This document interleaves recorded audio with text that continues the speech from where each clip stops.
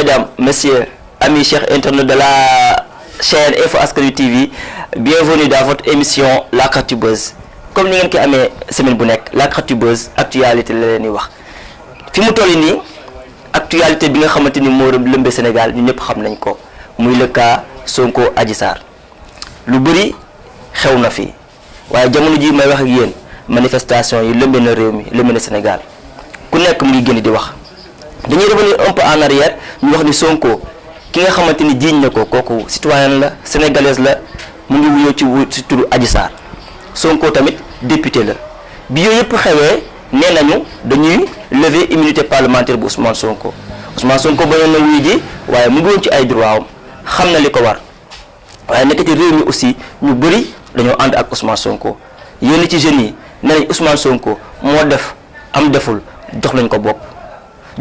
waaye moom la ñu wóolu pour dénk réew mi loolu nag ku xool situation bi ni mu demee jarul ñu la ciy wax dara il faut savoir lire entre les lignes di nga xamante ni lépp dëgg la. maintenant am na lu fi jot a xaw ki nga xamante ni mooy Macky Sall dugal nañ ko si parce que cas bi dafa nekk cas bu critique warul nekk politique mais ñaari citoyens yi war a àtte la mais dem nañ ba ci biir ñu ni complot da ci am parce que ñi nga xamante ni ñoo fare ci wàllum nguur gi di suñu gouvernement yi. nee na dañoo bëgg a mettre des bâtons dans les roues d'Ousmane Sonko bëgg ko faagaagal politiquement bu ñu demee ba ci biir mbokk yi yéen suñu mbokki internet yi di ngeen ci xam lu leer a leer parce que affaire yi fii lay xewee fii da lay xew mais man tey mënuma sax wax bu yàgg parce que li ma war a wane tey su ngeen ko gisee di ngeen gindeeku de te di ngeen xam ni affaire bi politique la accusation la wala lu mu doon waaye ci kaw loolu damay bàyyi ñu dem rek am benn élément boo xam ne dañ koy xool ñëwaat parce que Macky Sall en 2012 bi nga xamante ni bëggoon na jël réew mi am na lu mu waxoon nga xam nag say nitu démb mën nañ doon say noon tey tontu bi mu ngi nii Baba sama waa régie King Baba laa koy woowee ñu dem xool loolu ñëwaat doy na waar. Après le 25 bu ñu amee victoire danañ tabaxaat une république nouvelle et moderne boo xam ne démocratie moo fiy dox président bi du jël boppam di ko def demi-dieu wala quart de Dieu waaye dana xam ne dañ ko wóolu rek jiital ko ni nga ko waxee ci alalu mbooloo ndénkaane la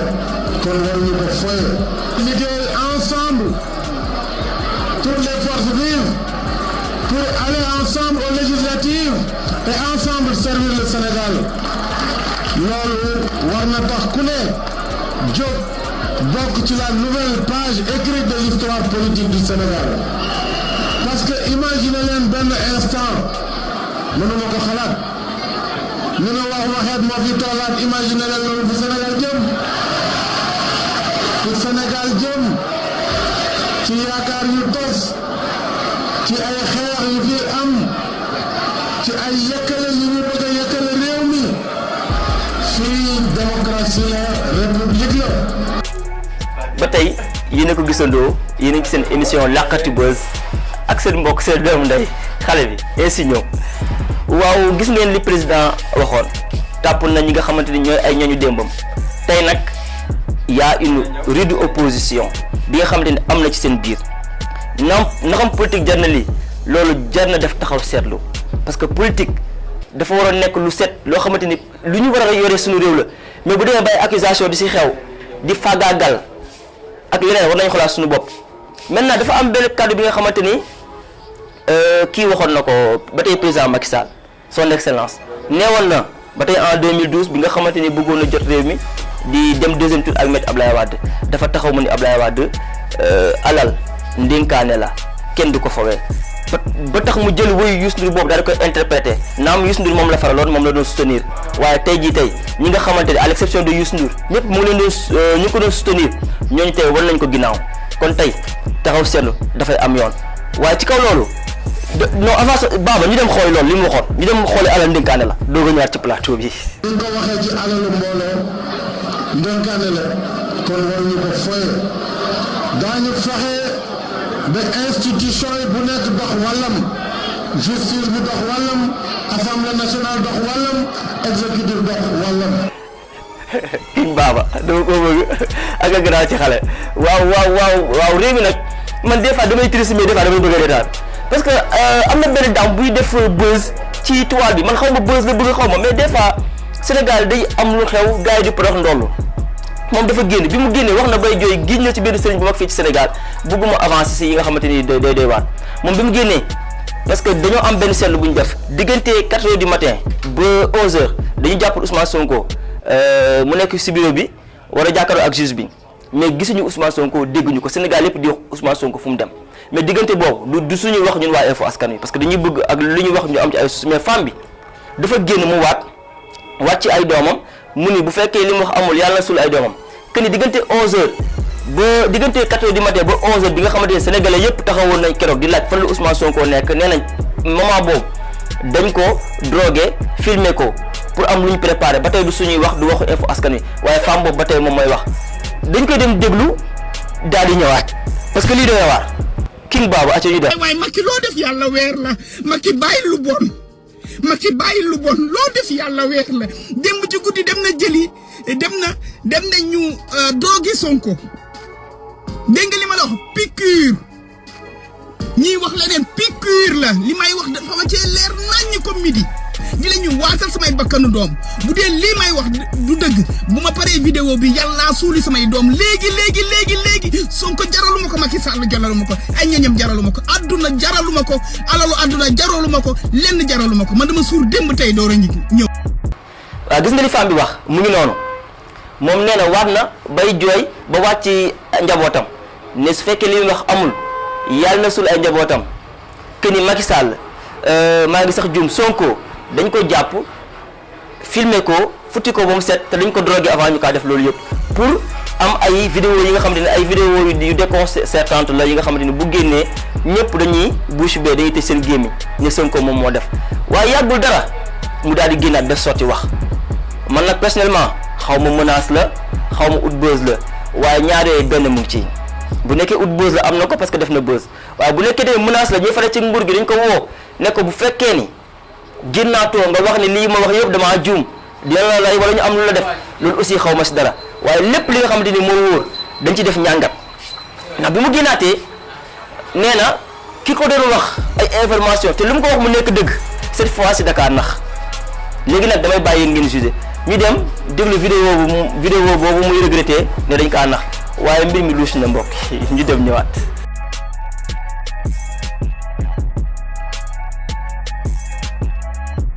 yow léegi boo versé ñu jox la information nga tasaare ko après yow lan nga ciy kat ndeyam di gañe loolu lay laajte en plus bul waatati Cheikh Ibrahima Niass di fen war ngaa ruus sax taxaw naan da ngay jéggalu sama yaay ma dolli la ci benn affaire sama yaay jëru woon ngay jéggalu de jëru woon ngay jéggalu ndax kenn gëmul la woon. waaw no comment femme bi daal mu ngi noonu man dama kaa mujjee sax bëgg lii de la wax waaye dinañu bàyyi da ngeen mbokk yi waa Info Askan Wi ngeen daal di jugé Sénégal doy na waar mais bi nag dafa am li nga xam ne mooy manifestation yi doy na waar trop parce que gis nañ semaine passée manifestation yi dem na ba jéggi dayo ba tey film yi nga xamante ni moom la ñu woowee les films internationaux di des films français des entreprises françaises yu si mel ni Auchan yu si mel ni Total station Total yi yu si mel ni Subeco dem nañ saccagé film yooyu nga xamante ni waa France nee nañ yaay ñoo ko moom bi ñu ko saccagé ñenn ñi jël nañ ci ay dund mais dafa am benn seetlu bu ñu def bu doy waar muy seetlu bi parce que gis nga benn situation bu xewee ci réew il faut waa réew ma daal ci def taxaw seetlu il faut savoir des fois lire entre les lignes def benn lecture ci mbir mi xew ci manifestation yi parce que boo demee ci Auchan bu ñu dajji saccagé ko dugg di jël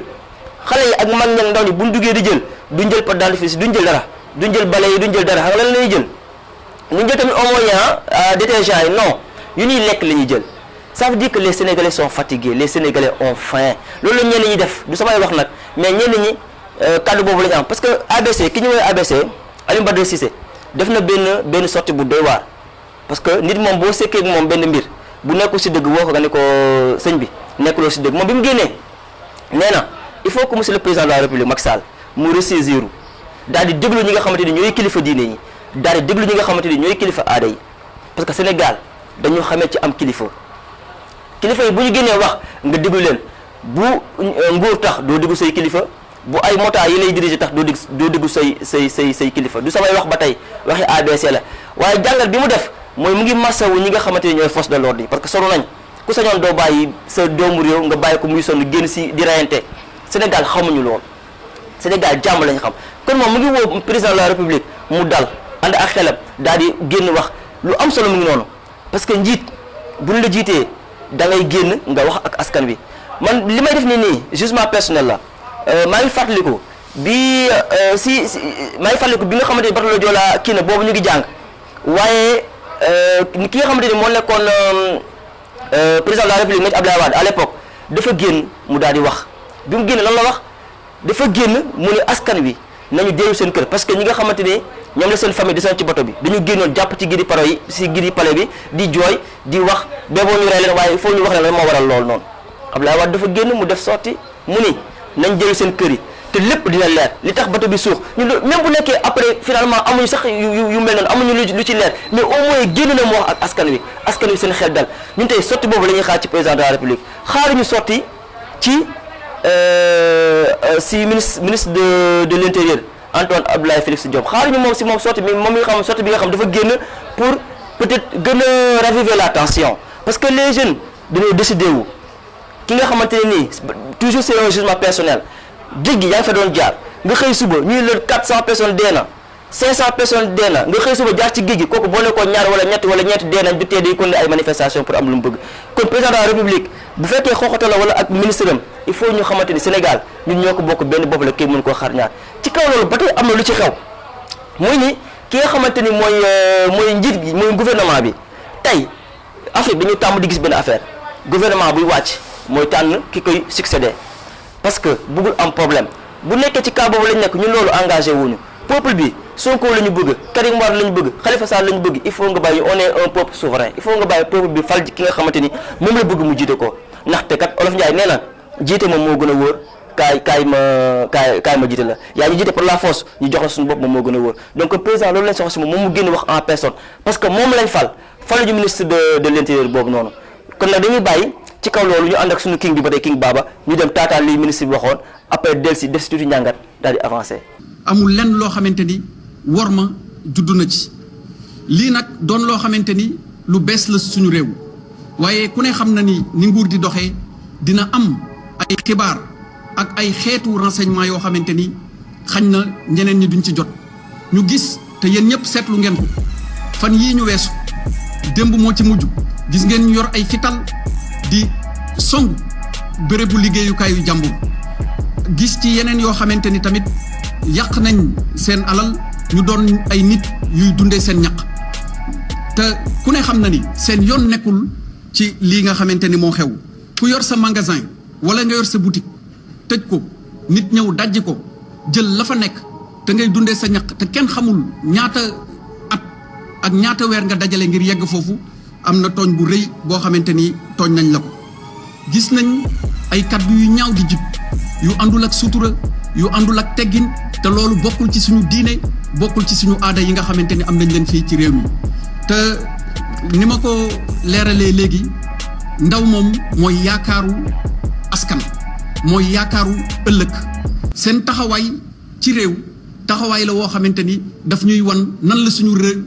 di war a mel ak nan la nar a mel. waaw gis ngeen image yi ñu ngi noonu ba tey di bëgg a delluwaat ci ABC lu mu waxoon parce que ba tey am na solo il faut ñu def fa taxaw seetlu parce que ABC nee na bu manifestation amee am ñu dugg magum jëm kilifa dugg ci benn magasin gàddu saako ceeb gàddu saako meew di dox lu geesu xiif na nañu yërëm askan wi bilaay dañuy yërëm askan wi sonn nañ ñu dem ba tey xool loolu ñoo am amu sonn. Ça ce n'est pas dans les discours c'est dans la réalité bu fekkoon xale bu ci nekk occupé nañ la am foo toog di fa am looy jël di dimbale sa way jur ku la woo ci leneen lu dul xëy wàcc naan ataaya toog sa biir kër doo ko wuyu mais bu ñuy dajji benn bitik nga gis benn borom kër bu doy na man jël saaku ceeb bokk jël saaku meew bokk di waaxu di gestu xam ni kii amul lu ko neex mais sonn na yeneen dëkk yi xaaruñu lii am ñu def loolu xaaruñu ko lii am ñu def loolu dans des pays boo weesoo gànnaar yéeg foofu sëmul bu manqué rek c'est une rébellion énorme sëmul rek mburu rek bu manqué coow li ne tulle ak màlle ni yéen a ngi ci seen émission Laqatu Buzz bi nga xamante ni mooy amee fii ci Info Askan Wi TV di leen si jox daje chaque semaine ak seen xarit studio ah yéen moom ngeen bëgg waa kay mais gis nga liy xew fii léegi la ci Alioune Badara Sène li mu wax dëgg la dëgg bi xale yi sénégalais yi ñoo sonn am na benn xam nga nag damaa rëy fit am na ku mu sax monsieur le président de la république à l'époque maître Abdou Diouf ci samay recherche da ko woo boobu ñëw mu ne ko monsieur le président les sénégalais sont fatigués loolu ko waxoon monsieur le président les sénégalais sont fatigués te si ministre Abdoulaye Wade la bokkoon si ministre Abdou Diouf autant pour moi ci la bokkoon maintenant kan moom mën a woo Macky Sall ba mu ñëw jàkkaarloo woon na ko monsieur le président les sénégalais sont fatigués jot na de te nag fi mu toll nii ak fii lii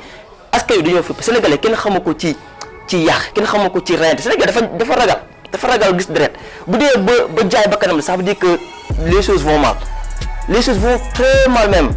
il faut que Sénégal daal ñu sénégalais yi il faut ñu yërëmante suñu biir li daal doy na waar. et beaucoup de blessés graves ci manifestation yi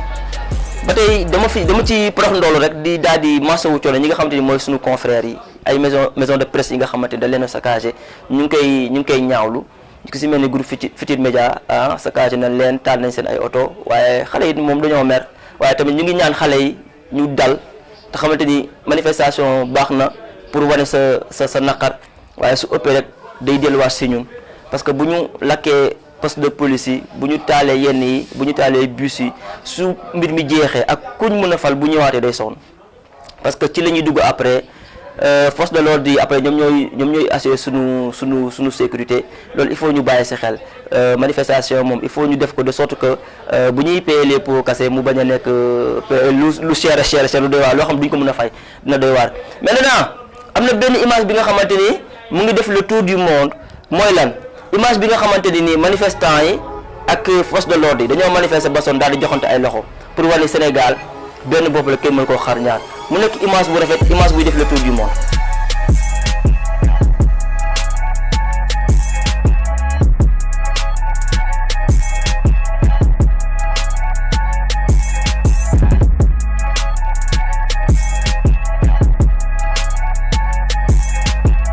maintenant am na benn affaire bi nga xamante ne xew na gannaaw suñu ministre de l'intérieur ki la di Antoine Félix Diome bi mu génnee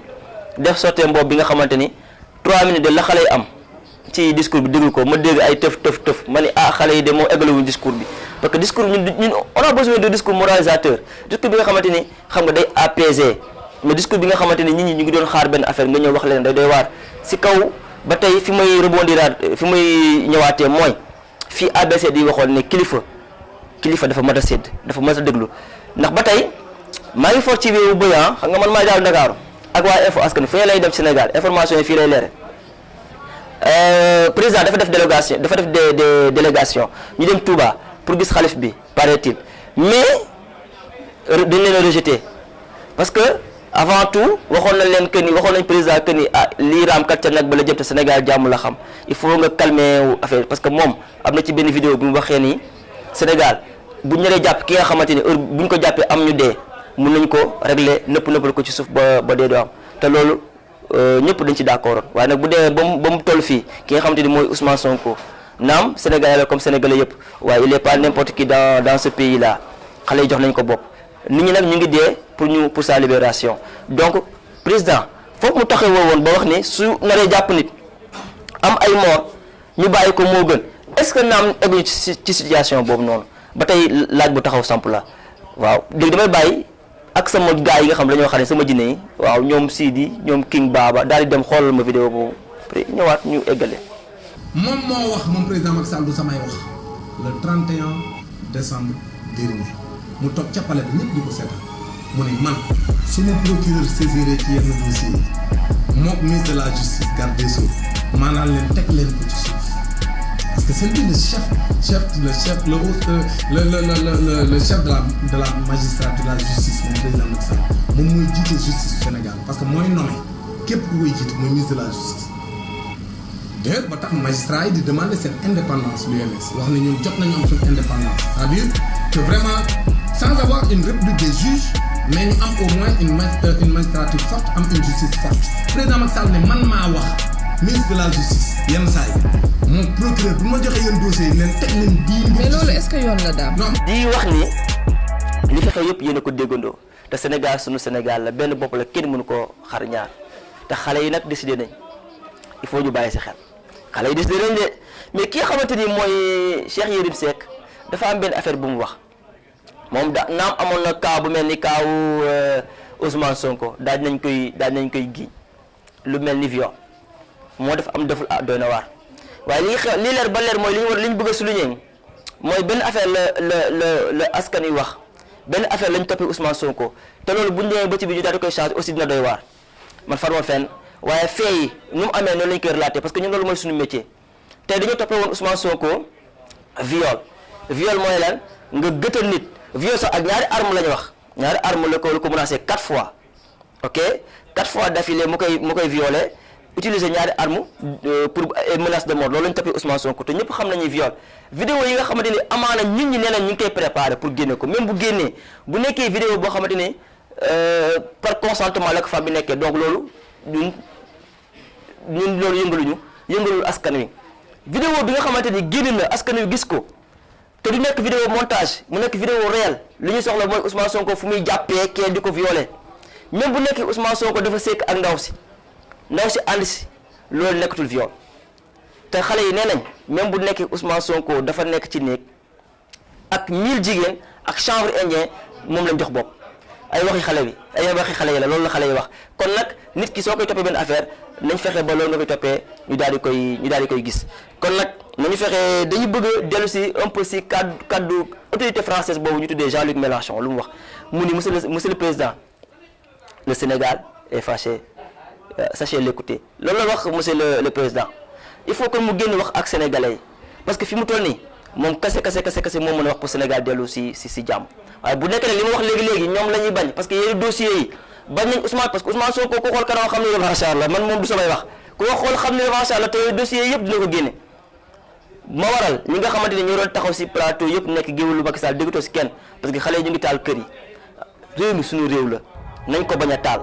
président nag génn wax ak askan moom leen soxla mais pas ay ministre de l'intérieur yu génn fii di menacer wala yooyu ñu soxla wuñu lool ñu président bu génn wax ak askan wi parce que Sénégal ñun ñoo ko moom naam nag ñu ngi wax lam tooro Bourguédé waaw Bourguédé la waaye nekkul buur Sénégal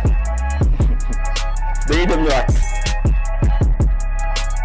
tey violence dañ koy condamner nous condamnons la violence de quelque bord qu'elle puisse provenir ak fu mu mën a jógee kenn nangul violence kenn nangul ay manifestations yi nga xam ne day ànd ak yàq parce que soo xoolee manifestations yi ànd na ak yàq malfrats yi ànd nañ ci ñu naan ñiy gàmmu ak ñiy ras déem bokkul waaye ba tey li yëngu rek li ko yëngal moo ko ëpp doole kon nañ def nànk te xam ne réew mi suñu réew la Sénégalu sëñ Ahmadou Bamba Sénégalu Alaaji Maay Sénégalu Maam Limaamu Laay Bu Kunta Sénégalu Baye Niass jàmm rek moo fi war a ba ci église catholique bi jàmm kese moo fi xaj te lu dul jàmm xajul feneen ci kaw jàmm jooju la ñuy wootee ñi nga xamante ne ñooy internationaux yi les internationaux sénégalais ñi nga xamante ne ñooy yëngu ci wàllu football bi ku si nekk daal di nga fa nga nekk daal di wax ku si mel ni Demba Ba ku si mel ni Idrissa Gana Gueye ku si mel ni Mame Birame Diouf pour ne citer que cela wax nañ pour jàmmi réew mi donc kon foofu laa leen joxee dig daje rek ba beneen yoon ne ñëpp am jàmm Sénégal jàmm la xam di leen jox rendez-vous dig daje beneen semaine ci beneen numéro Laakati Buzz te xam naa semaine bi ñëw lay doon neex parce que dina fekk Sonko yëg ba wàcc ñu wax ak yeneen maa ngi leen di jox rendez-vous ci beneen numéro incha allah jërëjëf.